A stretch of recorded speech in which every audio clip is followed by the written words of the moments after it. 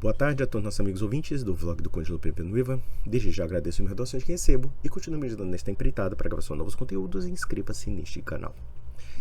Eu gostaria de tecer alguns comentários sobre alguns posts do meu último vídeo sobre o Lucas Banzoli exaltando a reforma protestante por causa da riqueza, como se a condição sine qua non do evangelho fosse você ter dinheiro e não necessariamente a salvação da sua alma. E é interessante que a linha de pensamento protestante é descaradamente materialista. E em que sentido? No sentido de que realmente o universo da espiritualidade está condicionada não somente às questões materiais propriamente ditas, mas até mesmo às circunstâncias contingenciais. Em que ponto eu quero chegar a dizer sobre contingência? Nós sabemos que a riqueza dos países protestantes da atualidade é algo bastante recente. Ou seja, quer dizer, a partir de 2 séculos é que nós observamos a prosperidade, a riqueza protestante, aumento de IDH e assim sucessivamente. E esse desenvolvimento tem inúmeras variáveis que não são necessariamente presas à religião. Tá? Nós temos que entender que o crescimento econômico obedece a inúmeros fatores em que a religião pode ser um aspecto, mas nem sempre ele é um aspecto totalmente determinante. É isso que nós devemos chegar ao ponto. E logo, nós não podemos sujeitar as verdades da religião a um aspecto puramente temporal de riqueza, a um aspecto puramente temporal de determinados resultados relacionados ao bem-estar social. Os apóstolos e os evangelistas não pensavam em bem-estar social quando eles pregavam o evangelho. Pelo contrário, eles morreram pelo evangelho, eles morreram pela igreja, eles morreram pela fé. Alguém vai observar a teologia da prosperidade nas pessoas de Pedro, de Paulo, de João e os demais apóstolos? Claro que não. Isso é completamente absurdo. E vejam que, neste aspecto, os apologetas protestantes tentam imanentizar, por assim dizer, a fé cristã. Em outras palavras, eles querem que você deixe de ser católico para ser rico. Eles querem que você deixe de ser católico porque protestantismo traz prosperidade material e não necessariamente salvação espiritual. E vejam que, e isso já foi falado várias vezes aqui, o protestantismo é relativista, é subjetivista, é confuso, é problemático, dentre outras coisas. Problemático no aspecto ético, no aspecto moral, no aspecto teológico, no aspecto político, no aspecto econômico, etc. E nós estamos vendo aqui a questão do aspecto econômico, ou seja, reduzir a dimensão da fé a uma espécie de resultado de produtividade e de economia. Uma coisa que é completamente absurda. Quem reduz a fé a esse nível, eu digo, a gente começa a duvidar se essa pessoa tem fé cristã. Vamos ler aqui alguns posts interessantes. Tem aqui o senhor Doutor Alecrim. E ele publica os seguintes dizeres. Eu acho engraçado que toda vez que um protestante vai usar esse argumento, só citam os países desenvolvidos, mas aqueles que não prosperam, eles excluem. Claro, é a teologia da prosperidade. O que é próspero você mostra, agora o que é ruim você esconde, né? E pior, eles falam como Lutero, calvinistas, batistas, presbiterianos não tivessem diferenças culturais e cívicas, como se todos eles fossem iguais, tivessem uma ortodoxia religiosa. Sim, é verdade. Ser luterano é diferente de ser calvinista no âmbito ético, político e religioso. Vejam que, por exemplo, eu explanei aqui que o luteranismo, de certa forma, foi uma religião que em muitos aspectos se aproxima do catolicismo na sua mentalidade conservadora em relação à economia, né? Em relação à economia. Então, observem que muitas vezes esse pessoal fala do protestantismo como se fosse uma unidade e na prática nem mesmo na obra do Max Weber, que vocês podem ler, A Ética Protestante e Espírito do Capitalismo, ele diz isso, ele fala justamente o contrário. Ele vê aproximações éticas e aproximações históricas e culturais e até mesmo litúrgicas entre o luteranismo e o catolicismo. E isso gera um problema muito grande dentro do próprio protestantismo, porque existem protestantes que são mais radicais e sectários dentro da árvore calvinista e dentro da árvore anabatista, que acham que os luteranos não são suficientemente protestantes em relação, por exemplo, ao radicalismo sectário das suas respectivas teologias, né? Vamos ver o segundo post. Então, vamos lá. Pronto. Aqui o Krugner. O que Max Weber discutiu na Ética Protestante não deve ser usado como argumento por protestantes para afirmar que nações católicas são miseráveis enquanto as nações protestantes são prósperas. Na verdade, Weber argumenta que, em certas seitas, a ética frugal das famílias protestantes prósperas, que não eram consumistas, foi fundamental para acumular o capital que impulsionou investimentos e, subsequentemente, a Revolução Capitalista. Sim, o que acontece na mentalidade protestante? A mentalidade protestante tem um elemento disciplinador do trabalho. Esse elemento disciplinador do trabalho implica o quê? Que como o calvinista e os demais segmentos radicais da reforma aboliram praticamente o sentido dos sacramentos, que eram os sinais da salvação, então ele precisa se convencer da sua própria salvação através da racionalização da sua vida, e entre os quais a racionalização do trabalho. Só que essa racionalização do trabalho tem um problema. Porque, por exemplo, ele acumula capital, não gasta absolutamente nada, né? Ou seja, ele estabelece uma disciplina de acumulação e uma disciplina de frugalidade empresarial. E na prática, só que, como ele tem um raciocínio fideísta, existe uma disparidade entre essa racionalidade metódica da sua vida e o fideísmo sentimentalista que ele tem com religião. E esse fideísmo sentimentalista tende a se deteriorar culturalmente. E, a partir daí, a ética protestante do trabalho, através da secularização, ganha um contorno totalmente diferenciado daquele critério disciplinar que até então, outrora, o calvinista aderia. Ou seja, se torna um hábito que se desvincula dos aspectos teológicos e acaba se tornando um fim em si mesmo. E esse hábito de racionalização do trabalho implica também uma racionalização da vida social como um todo. E, no final, existe uma propensão à secularização dessa ação, em que essa ética de trabalhar por trabalhar como elemento disciplinatório acaba se tornando um fim em si mesmo. É diferente, por exemplo, da ética católica. Você trabalha porque você tem um objetivo, você tem uma finalidade para algum tipo de bem. Seja sustentar sua família, seja pagar suas contas, seja, enfim, realizar as obras da caridade, como dar esmolas e assim sucessivamente. Claro que isso aí não é muito agradável para os calvinistas, porque, segundo um certo aí pastor batista calvinista, ele é uma salada de anabatismo com calvinismo. Existe uma máfia dos mendigos e a caridade gera miséria. Em outras palavras, ele não sabe nem mesmo o que é a caritas, ele não sabe nem mesmo o que é a virtude teologal da caridade. Mas tudo bem, deixa pra lá que ele é um burrão teológico, mas enfim. O essencial no argumento de Weber é o que vem depois. Nas gerações seguintes, à medida que as famílias protestantes se tornaram mais seculares, e em alguns casos até ateias, a antiga crença na predestinação foi substituída pelo ideal do self-made man nas sociedades modernas e seculares. Portanto, a ética protestante não é, em última análise, um modo de vida que garante prosperidade, mas sim um caminho que pode levar ao individualismo e ao ateísmo. Como consequência, muitas nações protestantes do passado, após se tornar as primeiras potências industriais, hoje são majoritariamente ateias, individualistas e secularizadas. Com o vácuo deixado pela ética cristã, agora enfrentam o crescimento do islamismo. Portanto, não há nenhum motivo para orgulho nesse desenrolar histórico. Pois bem, você tem um aspecto do protestantismo como uma religião subjetivista, uma religião fideísta e uma religião sentimentalista. Só que esse sentimentalismo acaba se esvaziando e o contorno dessa disciplina ganha uma vida própria. Nós temos que trabalhar.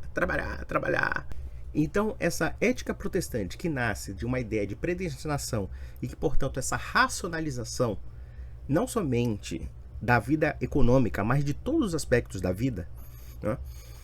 Quando eles começam a se desvincular da teologia, eles ganham contornos próprios e, no final das contas, o que acontece? Eles acabam sendo um fim em si mesmos e os objetivos dessa racionalização do trabalho têm outras finalidades que não mais aquela disciplina. Ou seja, é a pura acumulação do capital pela acumulação do capital, como também a acumulação da riqueza, e que acaba desbancando no materialismo.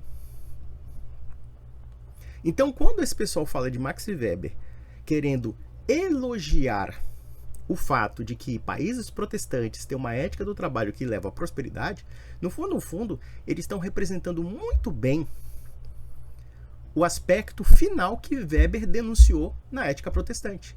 Ou seja, que no final, essa ética leva a uma imanentização, essa ética, dentro de um processo de secularização, torna essas sociedades materialistas. Claro que Weber não fala neste sentido, mas ele percebe que o capitalismo se torna uma espécie de fim em si mesmo e acaba se desvinculando de certos apuros éticos que foram evidentemente deixados a partir da renúncia ao catolicismo. Porque a concepção católica de economia e sociedade implica o quê? Implica que a ação humana tem certos dilemas morais em que a lógica da produtividade, a lógica do lucro, né, dentre outras coisas, estão sujeitas a certos imperativos morais que podem, inclusive, coibir a prática do lucro, ou coibir mesmo a prática do trabalho. Já o protestantismo, não. O lucro é uma recompensa pelo trabalho, apesar de que ele viver de uma forma frugal. E, portanto, essa frugalidade permite a acumulação do capital. E logo, quando esse elemento de racionalidade acaba se secularizando e imanentizando, porque existe um abismo entre a racionalização e a religiosidade, uma vez que a religiosidade protestante é de caráter fideísta, subjetivista e relativista, então na prática o que acontece? Essa ética do trabalho ganha contornos que acabam se destoando dos seus devidos fins. Basicamente isso. Esse texto aqui do Kriegner está muito feliz, tá? Eu anotei por causa disso. Vamos lá. Doutor Alecrim de novo. Quando vemos pastores ou até o picareta de um Banzolli usando esses argumentos, fica mais evidente o quanto o protestantismo é secular e, pior, o quanto é um braço do liberalismo. Eles não percebem que estão usando e agindo da mesma forma que o materialista. Pior ainda, não percebem que o liberalismo vai contra qualquer viés moral. Daqui a pouco aparece o neocon falando: sou liberal na economia e conservador nos costumes. KKKKK. Veja uma coisa interessante aqui. Uma coisa muito feliz que ele falou aqui. Se nós observarmos hoje o discurso da direita brasileira, ela é uma direita protestante e uma direita liberal na economia.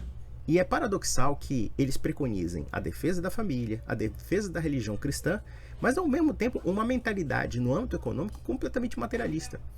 Deus vai te dar dinheiro.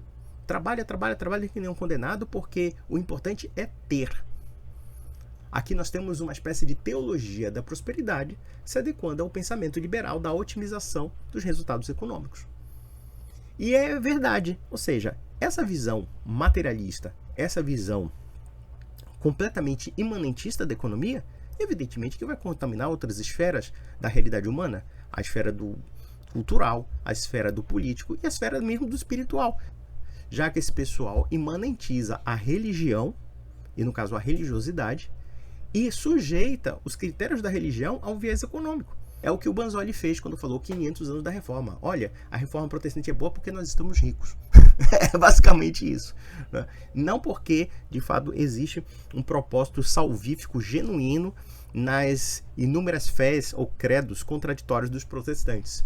E aqui nós temos outro aspecto do neoconservadorismo. O neocon parte da pressuposição de que a família, de que a religião e muitos outros aspectos da esfera da tradição cristã serão preservados justamente porque você vai seguir uma ética do trabalho e uma lógica capitalista. É a coisa mais absurda que existe. Claro, essa lógica capitalista vai levar à secularização, vai levar à imanentização, vai levar ao desvio próprio da religião. Por quê? Porque você coloca a produtividade, o consumismo, e aí você tem a propaganda do consumo, você tem todo um aparelho para estimular você ao desejo de consumismo que é contrário à fé cristã, porque isso desvia o foco do âmbito da fé, que é a própria questão mesmo da frugalidade, não no sentido protestante da palavra, porque essa frugalidade é contraditória. Ao mesmo tempo que você acumula, você é frugal. Não! O catolicismo, quando coloca a pobreza não necessariamente como um mal em si, porque depende da forma como você é pobre. Tem muitos pobres que, tendo uma vida minimamente digna, são felizes, enquanto tem muitos ricos que são infelizes e têm depressão e querem, sei lá, acabar com a sua própria vida. Muitas vezes uma pessoa pobre é mais livre do que uma pessoa rica. Porque a sua liberdade não está atrelada a uma questão meramente material. Ele não está preso àquilo. Ele não está preso àquela necessidade de ter. Ele não está preso àquela necessidade de consumir. Aquilo que ele tem é satisfatório para ele. E veja o quanto foi pernicioso, dentro da mentalidade capitalista, a destruição da ética católica de limitar os nossos desejos, limitar as nossas compulsões, limitar aquilo que realmente nós não temos como ter. Ou que simplesmente nós temos que nos convencer que nem sempre podemos ter alguma coisa. Então, basicamente isso. Eu acho que isso aqui foi muito feliz do seu Alecrim. Vamos lá, vamos ver o terceiro post. Não, esse aqui tá. Não, é outro. Os países com o maior IDH do mundo são Noruega, Dinamarca e Finlândia. São países com monarcas luteranos e a maioria da população membro da igreja luterana. Enquanto os 3 países mais católicos do mundo são Argentina, o mais racista do mundo, Colômbia, o maior narcotráfico do mundo, e México, o país com o maior número de tráfico sexual do mundo. Observe aqui que esse Jonatas Salles, que é protestante, né, exalta, na verdade, um dos países mais ateus do mundo. Quer dizer, a Suécia, a Noruega, a Finlândia, a Dinamarca, são países onde o número de ateus é muito alto. O fato de alguém ser filiado à igreja luterana não quer dizer absolutamente nada, porque muitas vezes nesses países o número de enterros é maior do que o número de batismos entre essas igrejas. E aqui nós temos o caráter imanentista do protestante. Ele está sujeitando a ideia de que você tem que ser protestante para ser rico. E é interessante, porque eu não acredito que esse Jonatas Salles seja necessariamente luterano. Ele é membro de alguma seita evangélica com mentalidade calvinista. E mais além, aí mostra a contradição essencial dos protestantes brasileiros. Vejam, por exemplo, aquele pastor, o Rodrigo Mocelin, que estava questionando o fato de diminuir as horas de trabalho. Ou seja, o 6.1 para o 5.2 ou 4.3, dependendo do que for, tá? Por um lado, esse asnático aqui está defendendo um modelo de sociedade que é a social-democracia. Se a gente tem o IDH alto na Dinamarca, na Finlândia, na Noruega, não se deve necessariamente ao protestantismo, se deve, na verdade, a uma política de bem-estar social criado por partidos sociais-democratas que são partidos de esquerda.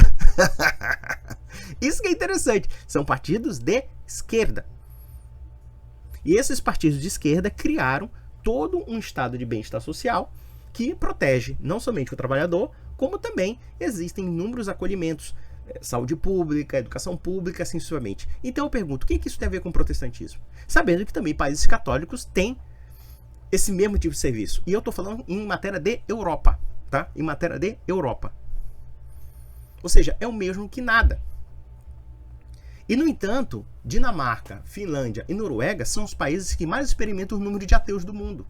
São países que têm problemas relacionados a suicídio, a depressão. São países que são relacionados também à cultura politicamente correta que tanto a direita protestante abomina.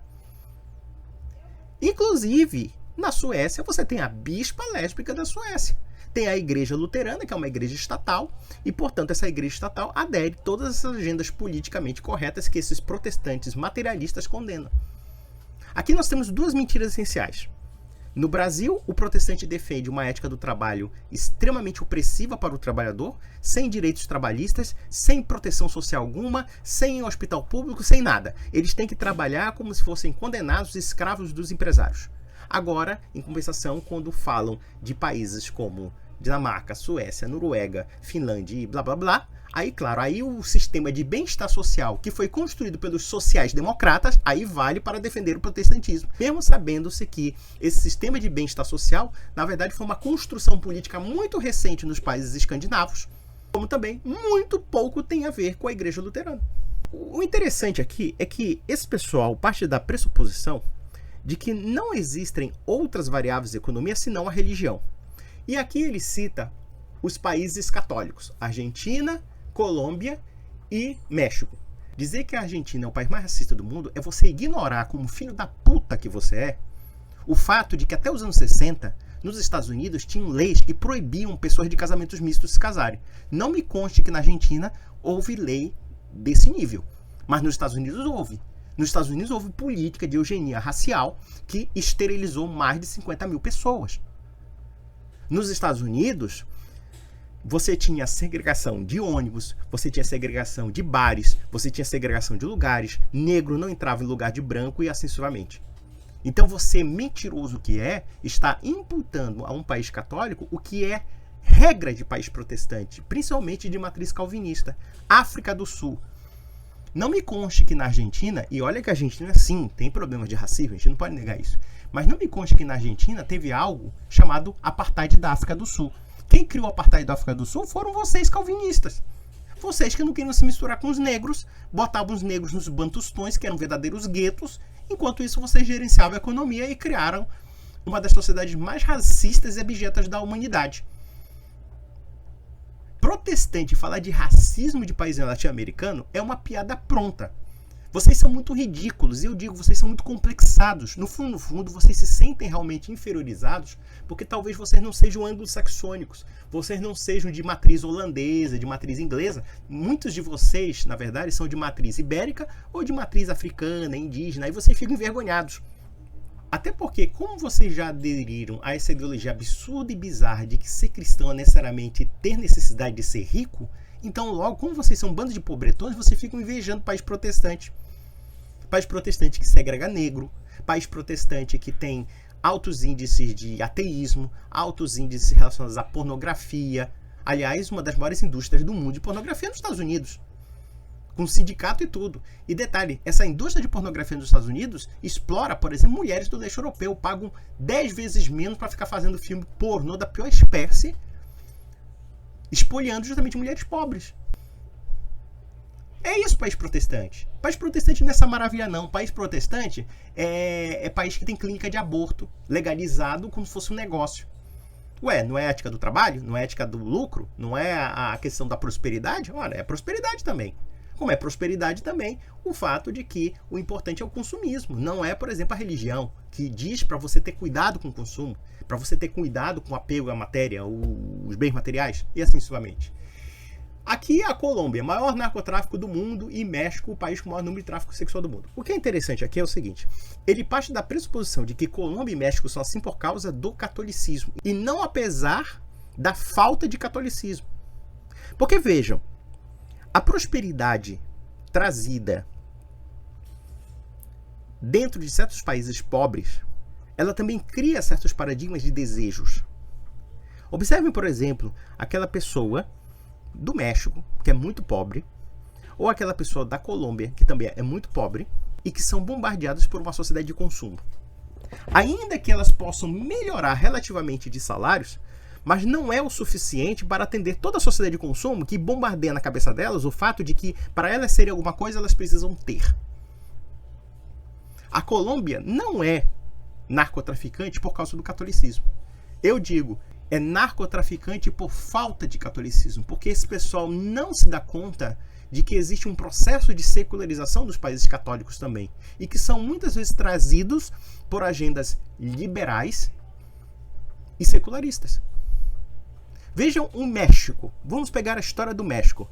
O México é governado há mais ou menos 100 anos por um partido maçônico, um partido anticlerical, um partido anticatólico e um partido que combateu a igreja com uma virulência, como o Partido Revolucionário Institucional, que foi introduzido pelo senhor Plutarco Calles e que inclusive moveu uma guerra civil contra a igreja católica. E vejam, governo mexicano apoiado pelos americanos, que são anticatólicos também. O crime organizado em alguns países da América Latina é causado por um processo também de descatolicização dessas sociedades e por um processo de introdução de novos valores que são relacionados à sociedade de consumo e à sociedade liberal. Então, por exemplo, quando você vê uma criança que nasce numa baixada e que você tem toda uma sucessão de estímulos de propaganda de consumo, em que se ela não tiver um celular, se ela não tiver um sapato, ela não é nada. Ela tem duas situações: trabalhar que nem um condenado com um assalariado baixo, ou então entrar para o crime e ter riqueza fácil. Ter o quê? Uma certa teologia da prosperidade do crime organizado. Porque quando nós observamos o aspecto da catolicidade dessas sociedades, quanto mais católicas, eram mais conservadoras, eram mais reservadas, e, portanto, esses aspectos do crime organizado não existiam. Não existiam! Veja o Brasil dos anos 60. O Brasil dos anos 60 era um país extremamente pacífico. Só que o processo da modernização econômica leva também um processo de desestruturação cultural, de espaço urbano, entre outras coisas. E o México não foi diferente, como a Colômbia não foi diferente. E como esse processo de modernização não atende suficientemente aos anseios dessa comunidade, ainda que ela seja bombardeada por consumismo, ainda que ela seja bombardeada por outros valores relacionados à prosperidade, qual é a melhor forma de buscar prosperidade? É no crime. Porque não existe outra compensação. O Estado não aguenta. O Estado não acompanha a população. E esse capitalismo, tampouco. Então é muito fácil chegar e dizer assim, numa espécie de pegadinha: olha, a Colômbia é católica, ou pelo menos tem uma tradição católica. Então, logo, esse país é católico, logo, ele é ligado ao crime organizado. É muito simples falar isso. Como também é muito simples dizer: olha, protestantismo é riqueza. Ué, por que vocês não falam da Jamaica? Por que vocês não falam do Suriname? Por que vocês não falam mesmo da África do Sul, onde a maioria dos negros vivia na mais completa miséria, que era só uma elite branca que mandava naquele país? Falem também dos aborígenes da Austrália, que também foram praticamente quase dizimados pelos brancos. Claro, isso aí não conta pra vocês. E não me conste que vocês protestantes que estão me vindo agora sejam necessariamente brancos, loiros e europeus, do norte da Europa. Então pare com essa hipocrisia de achar que o México tem crime organizado, tem, sei lá, abuso de crianças por causa do catolicismo. Não, é justamente o contrário. É por causa da decadência do catolicismo que eles são assim.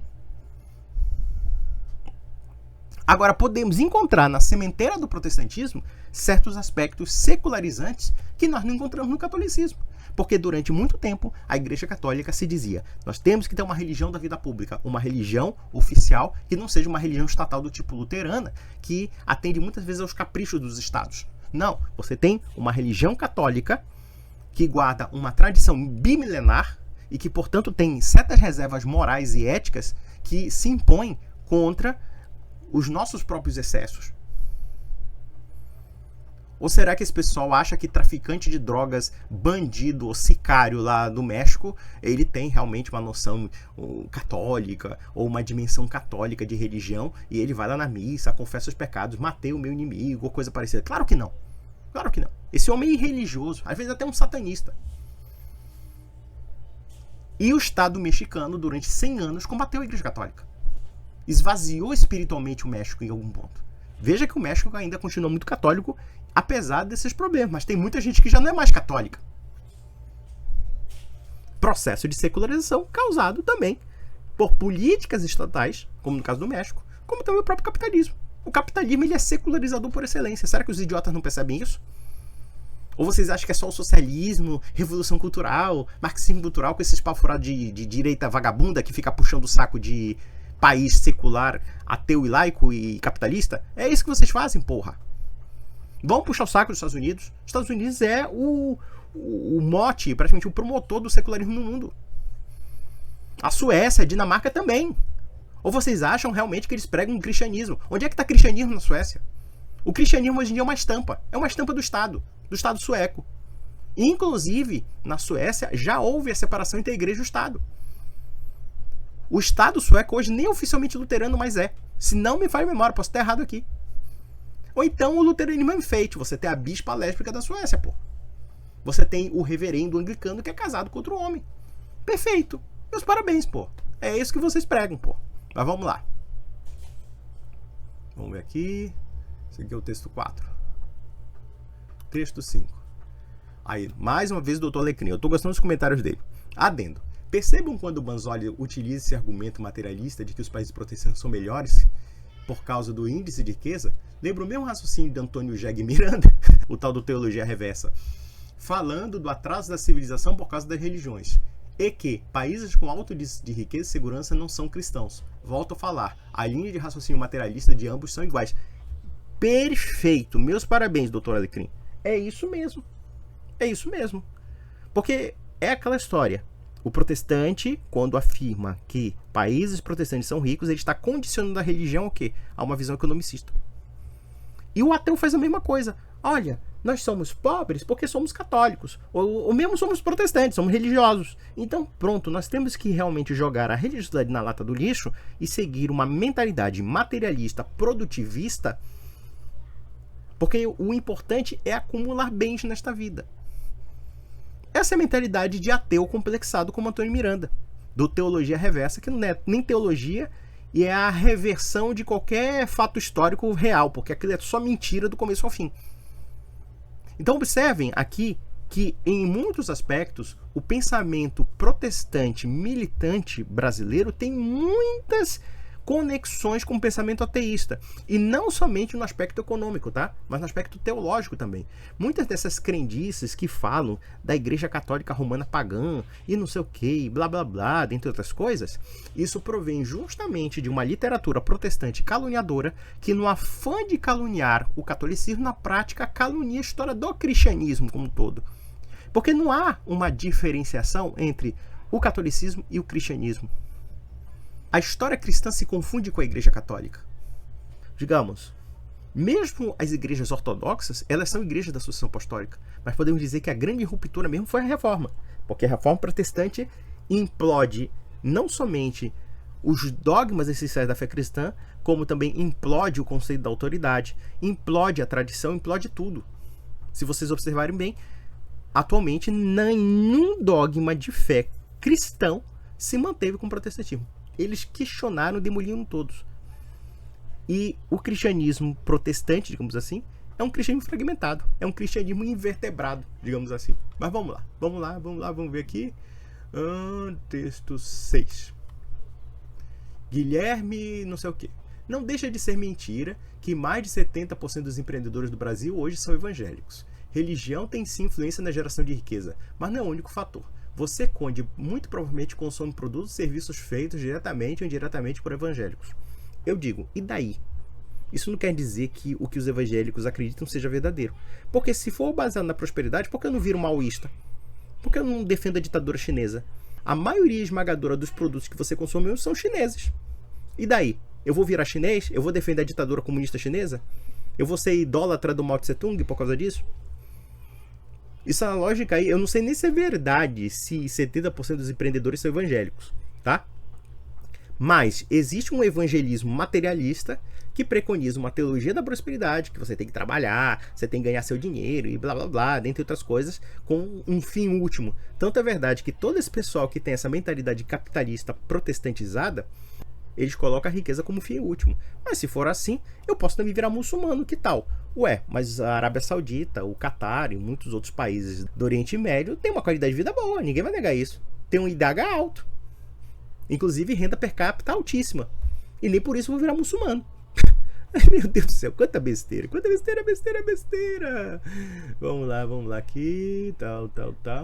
Agora vamos ao último. Aqui um rapaz aqui botou aqui, Muhandras, escreveu: se for por essa lógica, o maior PIB per capita do mundo é do Catar. Pronto, eu viro muçulmano, porra. Ou eu viro chinês, eu viro maoísta. Afinal, a maior parte dos produtos consumidos do mundo hoje em dia é da China. Então o Banzoli já pode virar islâmico. O problema desse Banzoli é que ele faz simplificações estúpidas e todos que fazem simplificações sem se assentar para os detalhes acabam quebrando a cara. Um exemplo disso é Banzoli falando de PIB. Não! Os Estados Unidos têm um PIB per capita 5 vezes maior do que o Brasil, logo ele recebe 5 vezes mais e vive 5 vezes melhor. Nos Estados Unidos, tu ganhas 5 vezes mais do que o Brasil para tu gastares 10 vezes mais. O cara não consegue perceber que o cara que ganha 3 mil no Brasil vive melhor do que o cara que ganha 3 mil dólares nos Estados Unidos. Bom, é aquela história, só que existe um problema aí. É evidente que quando nós temos uma média de 3 mil, 4 mil dólares, tá? Isso pode ser uma média de algumas categorias, mas no geral os salários lá são pagos mais altos. Mas vamos lá.